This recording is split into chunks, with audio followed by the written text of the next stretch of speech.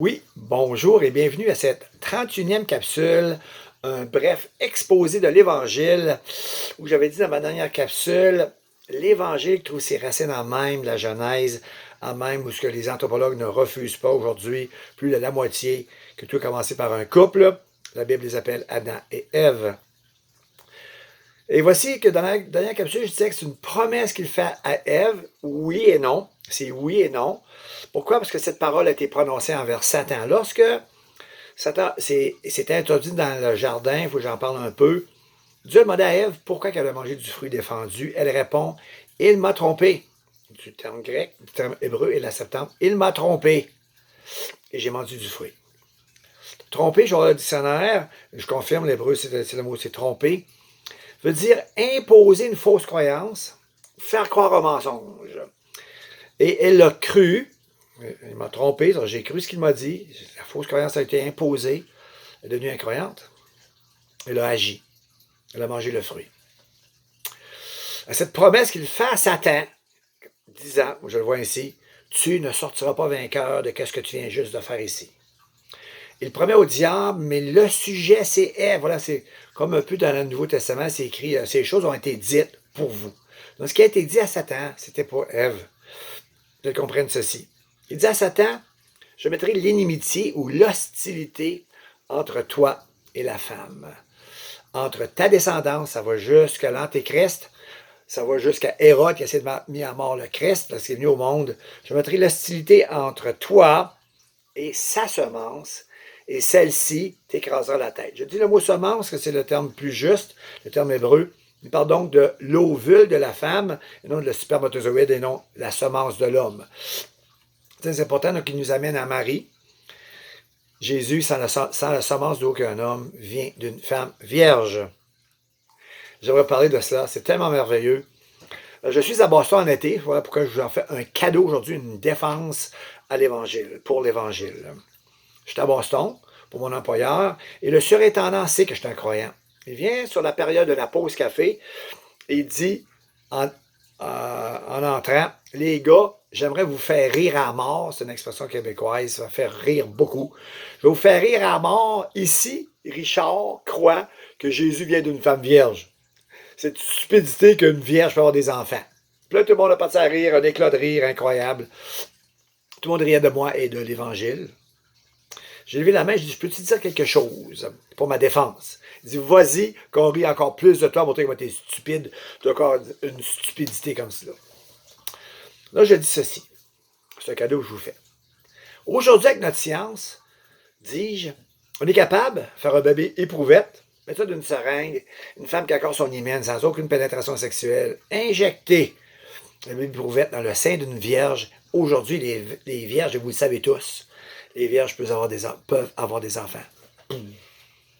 Un silence incroyable s'est fait. Ils ont compris. C'est pas une stupidité de croire qu'une vierge peut avoir un enfant. Mais le plus beau là-dedans, parce que j'ai pas dit ça pour leur fermer le trou, une expression au Québec pour dire leur fermer la bouche, mais j'ai dit ça pour qu'ils comprennent. Et ils ont compris.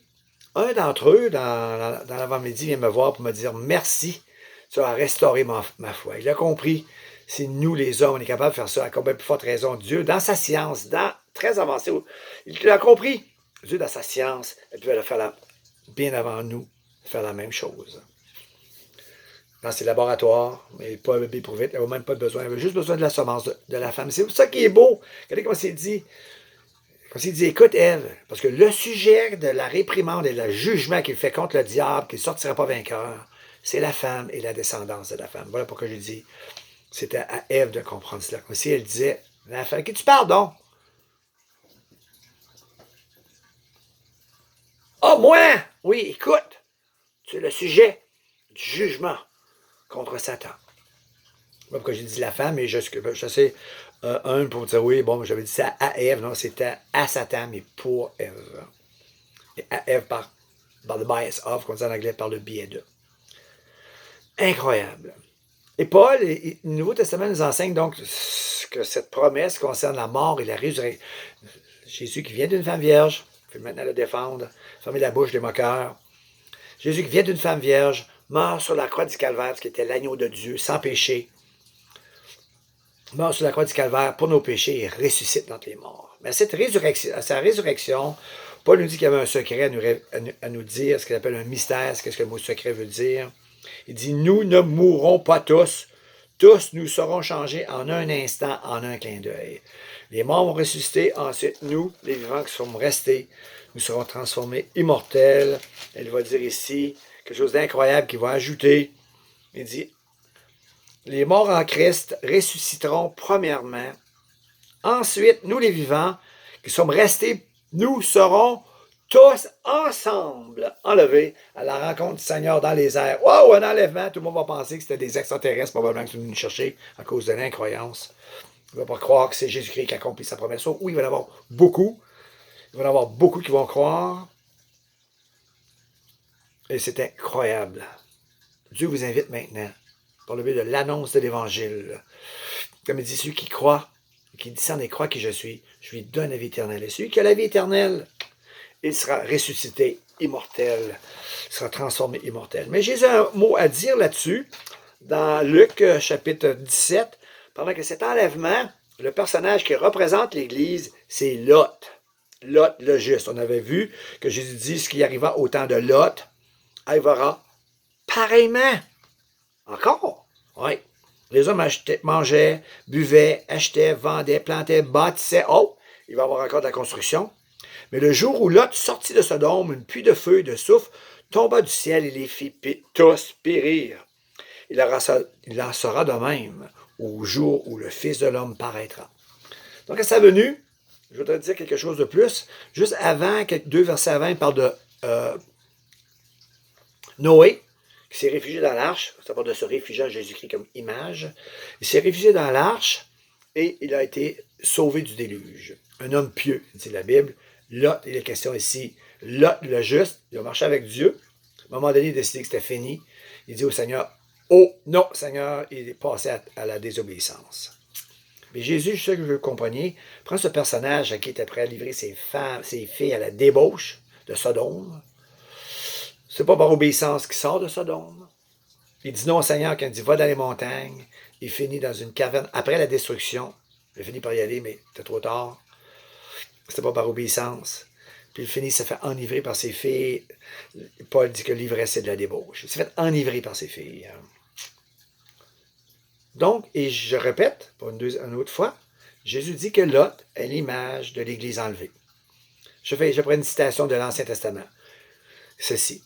Sentinelle, où en est la nuit? Voyez-vous, Jésus parle que le monde va être rendu comme Sodome et Gomorrhe. Est-il rendu comme ça? Sentinelle, le monde est-il comme Sodome et Gomorrhe? 2. Sentinelle, où en est la nuit? L'Église. Est-elle comme Lot, puisque c'est Jésus? C'est pas une doctrine, là. C'est Jésus, le maître, le chef, la tête de l'Église, le juge de tous les hommes. Ce qui dit, ma parole est la vérité. Tu es rempli de grâce et de vérité. Lot est l'image de l'Église enlevée. Ma question de la dernière capsule, est-ce que c'est le même enseignement que Paul? Donc, nous allons regarder, nous allons laisser Paul nous répondre à cette question, à savoir, est-ce que les charnels seront enlevés, puis les spirituels seront...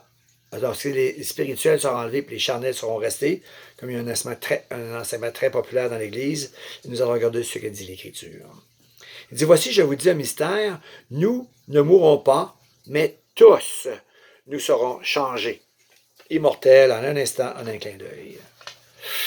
À qui s'adresse-t-il? Nous tous. Ben, je veux savoir, j'ai lu plusieurs dictionnaires, grec, anglais, français, à savoir qu'est-ce que nous veut dire. C'est une petite porte, peut-être que c'est pas à tous ceux à qui il parle. Et le dictionnaire est très clair, tu ne peux pas faire d'exception.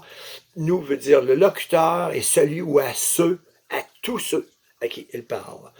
Et comme ma question, à qui parle-t-il? Il dit ceci au chapitre 1. Le papa, on dit, ben c'est facile, c'est écrit aux Corinthiens. Il parle aux Corinthiens, mais parle-t-il à tous les Corinthiens, à tout le monde dans cette ville? Non. Paul, à l'Église de Dieu qui est à Corinthe, à ceux qui ont été sanctifiés en Jésus-Christ, appelés à être saints, tous ceux qui invoquent en quelque lieu que ce soit le nom de notre Seigneur Jésus-Christ, leur Seigneur et le nôtre, la grâce, dit le verset 4, vous a été accordée, la grâce par laquelle nous sommes sauvés. 9, appelés à la communion de Jésus-Christ. Bref, la communion de Jésus, le Père parle au Fils, il l'entend, il répond. Jésus Parle au Père, le Père l'entend et lui répond. Une communion mutuelle, nous sommes appelés à cette communion. Et l'invitation est pour tout le monde. Venez à la fois pour être en communion avec Dieu. Donc, il parle aux Corinthiens, à ceux qui invoquent le nom du Seigneur, des sanctifiés appelés à être saints. À ces personnes à qui il parle, au chapitre 3, il dit ceci. Pour moi, frère, ce n'est pas des hommes spirituels à qui j'ai pu parler. Ah, nous inclut ceux qui parlent. Ce n'est pas des hommes spirituels à qui j'ai pu parler, mais comme à des hommes charnels, comme à des enfants en Christ. Je fais une pause. Il prend le temps de vraiment les étamper. Enfants en Christ, mais charnels. Il continue, verset 3, je saute un verset. En effet, puisque parmi vous de la jalousie et des disputes, n'êtes-vous pas charnels et ne marchez-vous pas selon l'homme? La sandwich encore. Charnel, il marche selon l'homme. L'homme n'est pas Dieu, il ne marche pas selon Dieu. Mais ils ont obéi à la foi, comme Lot, ils marchaient avec Dieu. À un moment donné, quelque part, il y a lui assassiné, tandis qu'eux autres, ils sont encore, malgré qu'ils ont obéi à la foi, n'arrivent pas à obéir à l'esprit dans leur vie. Là, il va dire, parlant de eux, ces personnes, sont l'Église de Dieu, l'édifice de Dieu, nous serons tous enlevés. Ceux à qui il parle, les charnels, qui marchent selon l'homme.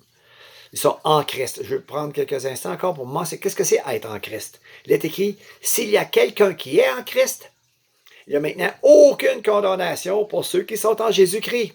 Wow! Ils sont maintenant de nouvelles créatures. Si quelqu'un est en Christ, ils sont des nouvelles créatures. Les choses anciennes sont passées. Voici toutes choses sont devenues nouvelles. J'ai mélangé 2 versets. Le deuxième, si quelqu'un est en Christ, il y a maintenant. Puis aucune condamnation, malgré qu'ils marchent selon l'homme et qu'ils sont charnels, étant en Christ, il est écrit quiconque est en Christ, il est une nouvelle créature, il n'y a plus maintenant aucune condamnation. J'ai pu dire bien des choses qui sont en Christ, prédestinés avant la fondation du monde à être ses enfants par adoption. Et ces personnes, l'édifice de Dieu, dit-il, vous, enlevez. Mais ces personnes, il dit car personne ne peut poser un autre fondement à savoir Jésus-Christ. J'ai dit, je suis le chemin, la vérité et la vie. C'est pas Jésus ton chemin, c'est pas Jésus ta vérité. Tu n'es pas sur Jésus-Christ, tu n'es pas sur le bon fondement. Mais sur ce fondement, on peut bâtir. Donc, bâtir des croyances et bâtir des œuvres. Il dit, si quelqu'un bâtit sur ce fondement avec de l'or et de l'argent, des pierres précieuses, du bois, du foin, du chaume, l'œuvre de chacun sera manifestée. Car le jour la fera connaître, parce qu'elle sera révélée dans le feu. Ah, c'est pas un purgatoire, regardons ça, c'est pour les œuvres. Et le feu éprouvera ce qu'est l'œuvre de chacun. Ce n'est pas l'homme, ce n'est pas l'être humain qui est brûlé, c'est nos œuvres. Si l'œuvre bâtie par quelqu'un sur le fondement subsiste, il recevra une récompense. Si l'œuvre de quelqu'un est consumée, il perdra sa récompense. Pour lui, il sera sauvé. Hein? Quoi? Sans aucune récompense et sauvé. Oh, donc la récompense, ce n'est pas le salut. Si toutes les œuvres sont brûlées, si ces œuvres sont consumées, il perdra sa récompense, mais il sera sauvé comme au travers du feu. Ah, comme au travers du feu, Lot, le juste. Il est dit comme ceci, en ce qui concerne Lot, quand c'est presque du mot pour mot, des synonymes. Et lorsque l'Éternel fit pleuvoir sur Sodome et Gomorrhe du souffle et du feu, il détruisit ces villes, donc les villes de toute la plaine, dit-il, et les habitants des villes, et toutes les plantes de la terre. Dans cette section, il est écrit comme ceci. Lorsque Dieu détruisit les villes de la plaine et se souvint d'Abraham, il fit échapper Lot du milieu du désastre. Quel désastre? Le feu, le souffle descend de Sodome, il est retiré, il est sauvé, il échappe à cette destruction incroyable. Donc, notez, ce que Jésus dit, ce qui est arrivé dans le temps de Sodome, ça va arriver encore sur l'humanité. Ma question était, est-ce que donc Paul enseigne la même affaire que son maître? Des gens qui sont en Christ, étampés ainsi, donc des nouvelles créatures, sans aucune condamnation, élus avant la fondation du monde, mais ils sont charnels, ils marchent selon l'homme, une capsule encore, un sandwich. Ah, pas comme Jean dans son enseignement, déclaré juste comme Jésus-Christ lui-même est juste. Mais si tu dis que tu n'as pas de péché et que tu n'en fais pas, tu es un menteur. Et ces personnes, dit-il, sauvées comme au travers du feu. Un jour, il y a quelqu'un qui veut me convaincre de l'enlèvement partiel. J'ai dit, qu'est-ce que c'est ça? Je l'écoute, je le savais un peu, j'avais entendu parler plus tôt, il faut que je dise. Il m'explique. Moi, c'est ce verset-là qui vient à l'esprit.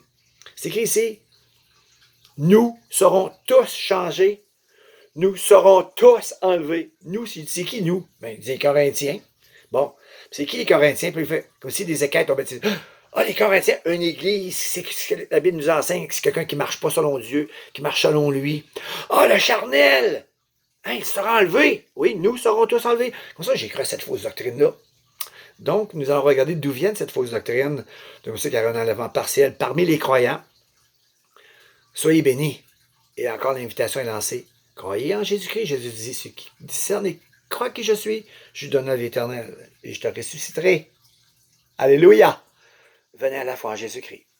À la prochaine capsule.